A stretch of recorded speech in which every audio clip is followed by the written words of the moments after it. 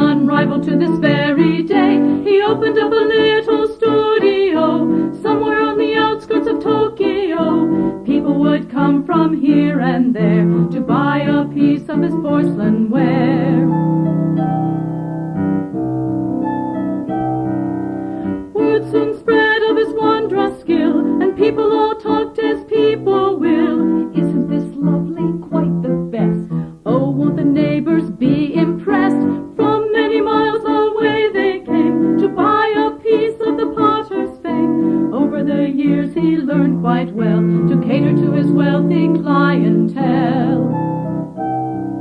He used an expensive brand of clay, specially imported from Mandalay. He mixed his glazes in exotic blends, colors to match the latest trends. He dabbled in iridescent effects, translucent finishes with silver flecks. But oh, what a cagey man was he! He never divulged his recipe. He crafted vases that were all inlaid with Burmese rubies and Persian jade, candy dishes covered with real gold leaf, funerary urns with floral motifs. Thus was his challenge he daily faced, trying to satisfy the public's taste. Vases in orange and purple and green, the gaudiest vases you've ever seen. He applied his glazes with brushes that were made by a staff of Korean girls, using bristles that were individually plucked from the tails of albino squirrels. With his newfound profits, he decided to hire 3 highly trained assistants, but their only duty, it seemed, was to stand and watch from a respectful distance. And his wheel was a Japanese wheel, you know. He bought it in Yokohama from a dealer who insisted it had once been owned by none other than the Dalai Lama.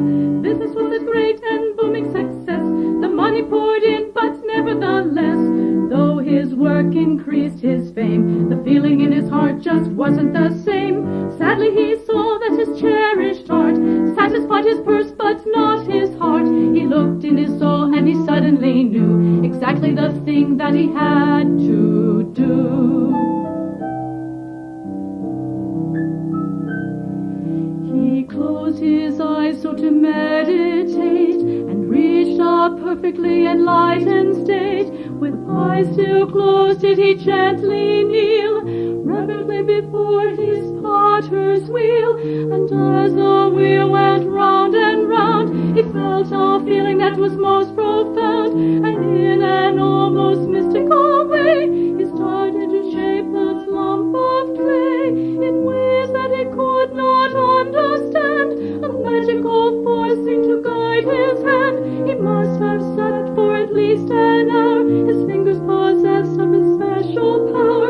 Finally, when he opened up his eyes, he saw before him to his great surprise a miracle for which he had often prayed. The most perfect vase was ever made.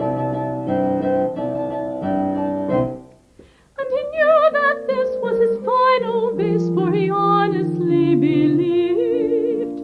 What was the point of continuing on when perfection had been achieved? Word of the vase spread far and wide, over the hills and the countryside. People from miles around did come, ready to pay an exorbitant sum. They offered jade and they offered gold, the finest silks ever bought or sold. They offered it all, but to no avail. This one perfect vase was not for sale. And that's as far as it goes, my friend, for this is a story that has no end. He packed up his little studio and wandered far away from Tokyo.